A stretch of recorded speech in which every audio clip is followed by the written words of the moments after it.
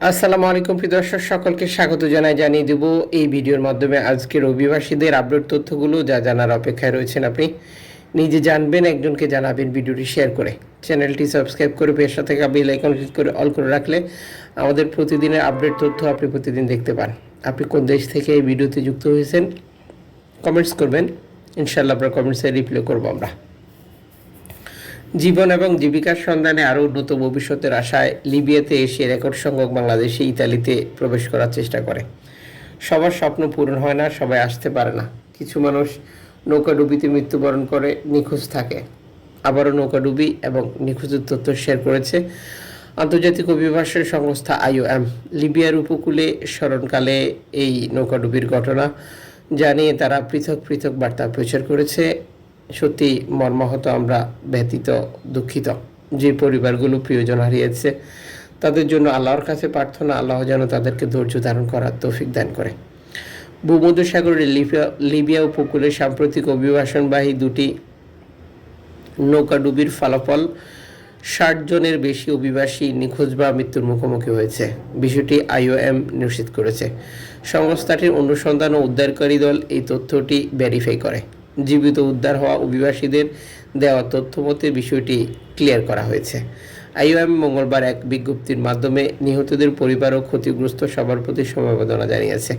60 জন নিখোঁজ অভিবাসীর প্রত্যেককে মৃত্যুবরণ করেছে বলে প্রাথমিক অবস্থায় ধারণা করা হচ্ছে, যেহেতু তাদের আর জীবিত থাকার কোনো সম্ভাবনা নেই। নিখোঁজদের স্বজন ও সন্তপ্ত পরিবারের প্রতি যেটা উদ্ধার অভিযান আরও জোরদার করার জন্য আন্তর্জাতিক এই সংস্থাটি এনজিও সংস্থা রেড ক্রিসেন্ট সোসাইটি সহ মানবাধিকার সংগঠনের কাছে বার্তা পাঠিয়েছে। সংস্থাটির মধ্যপ্রাচ্য ও উত্তর আফ্রিকা বিষয়ক আঞ্চলিক পরিচালক ওটমান বেলবাইসি বলেন, আমরা নিহতদের পরিবার এবং ক্ষতিগ্রস্ত সবার প্রতি গভীর সমবেদনা জানাই। লিবিয়ার ট্রিপোলিতিয়ান আলশাব বন্দরের কাছে 12 জন একটি নৌকা ডুবে 21 জন নিখোঁজ হওয়ার খবর পাওয়া যায়। ওই ঘটনায় মাত্র 5 জনকে জীবিত উদ্ধার করতে সক্ষম হয়েছিল, যা সম্ভব হয়েছিল বলে নিশ্চিত করা হয়েছে। নিখোঁজদের মধ্যে নারী, শিশু এবং পুরুষ ছিল বলেও এই প্রতিবেদনে যুক্ত করা হয়েছে। এদিকে 13 জুন তবরুকের পশ্চিমে প্রায় 35 কিলোমিটার দূরে, যেটা নৌকা গেমে আসার পরই এই 35 কিলোমিটার অতিক্রম করে দুর্ঘটনার মুখোমুখি হয়েছে। অভিবাসন প্রত্যাশীদের মধ্যে মাত্র একজনকে জীবিত উদ্ধার করতে সক্ষম হয়েছিল, আর তার দেওয়া তথ্য মতেই 39 জন শরণার্থী নিখোঁজ রয়েছে বলে বিষয়টি নিশ্চিত করা হয়।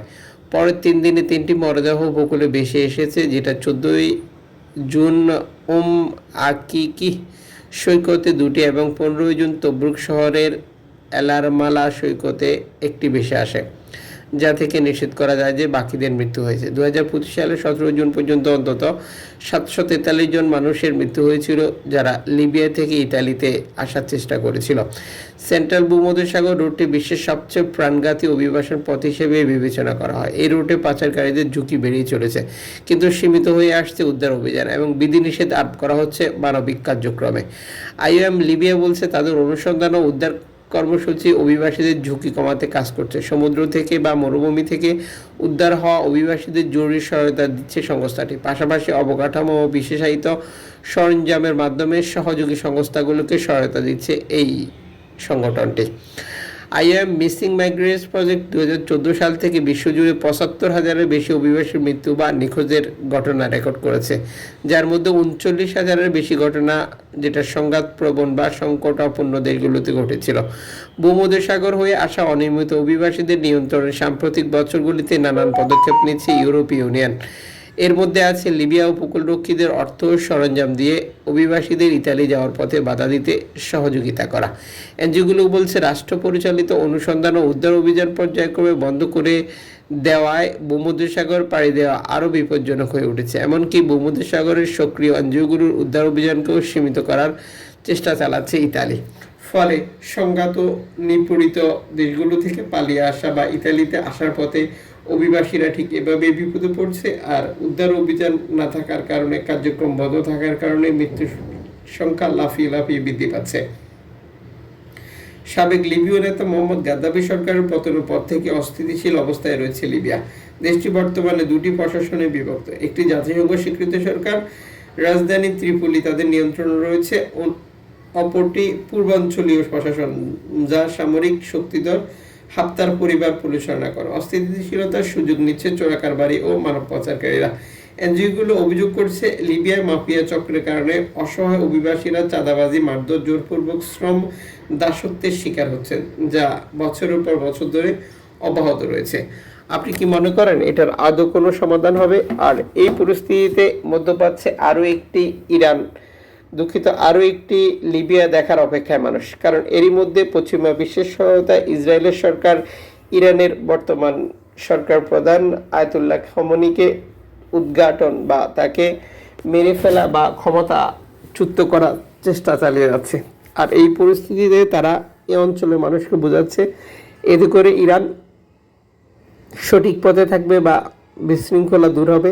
বর্তমান আয়াতুল্লাহ খামেনি একজন সন্ত্রাস, তার সন্ত্রাসী কার্যক্রম বন্ধ হবে আর এ থেকে সারা পৃথিবী উপকৃত হবে। আপনি কি মনে করেন এটা তাদের একবারেই সত্য কথা, নাকি তারা সিরিয়া বানাতে চাচ্ছে, আরও একটি ইরান বানাতে চাচ্ছে, ইরাক বানাতে চাচ্ছে, আরও একটি যেটা লিবিয়া বানাতে চাচ্ছে? মূলত তাদের এই মিথ্যা কথা, মিথ্যা বক্তব্য দিয়ে সিরিয়া, ইরাক এবং লিবিয়ার মতো দেশকে, যেটা উন্নত শক্তিশালী সব দিক ঠিক থাকলেও এখন বর্তমান পরিস্থিতিতে একটি অনুন্নত রাজনৈতিক অস্থিরতা সহ নানা ধরনের কর্মকাণ্ড চলছে এই দেশগুলোতে। আর পশ্চিমা বিশ্বের তখনকার অজুহাতেই কিন্তু এই অঞ্চলটিতে সংঘাত শুরু হয়েছিল, যেটি তারা প্রথম শুরু করেছিল ইরাক দিয়ে, এরপরে লিবিয়া, এরপরে সিরিয়া, বর্তমানে তাদের টার্গেটে ইরান। আর যে কারণে বর্তমান মধ্যপ্রাচ্য সংকট, প্রতিদিনই ইরান যেমন ইসরায়েলে হামলা করছে এবং ইসরায়েলও ইরানে হামলা করছে, আর তা নিয়ে সারা বিশ্ব বিভক্ত। যদিও এরই মধ্যে ইরান অতীতের একটি রেকর্ডকে পেছনে ফেলে দিয়েছে। এর আগে ইসরায়েল আরবদের সাথে যুদ্ধ করে মাত্র 6 দিনে জিতে গিয়েছিল। যদিও আজ 8তম দিন চলছে, ইসরায়েল ইরানকে হারাতে পারেনি। ইরান ইসরায়েলের যে পরিমাণে ক্ষতি করেছে তা ইসরায়েল সারা জীবন মনে রাখবে। এই পরিস্থিতিতে আমরা বলবো, আমরা যুদ্ধ চাই না, আমরা শান্তি চাই। দুই পক্ষই বর্তমান পরিস্থিতি বিবেচনায় যুদ্ধ বন্ধ করবে। আর মুসলিম বিশ্ব এখনই যদি সতর্ক না হয়, এখনই যদি তারা সচেতন না হয়, তাহলে মুসলিম বিশ্বের জন্য আরও বড় পরিণতি অপেক্ষা করছে। আর এই পরিণতিতে মনে পড়ে যায় সেই বাঘের গল্প, একটি লাল বাঘ, একটি সাদা বাঘ, একটি কালো বাঘ। আর এই বাঘগুলো কিভাবে তাদের অস্তিত্ব হারিয়েছিল যা আপনারা অবগত রয়েছেন। দর্শক, যুক্ত থাকুন আরও গুরুত্বপূর্ণ তথ্য ইনফরমেশন জানার জন্য।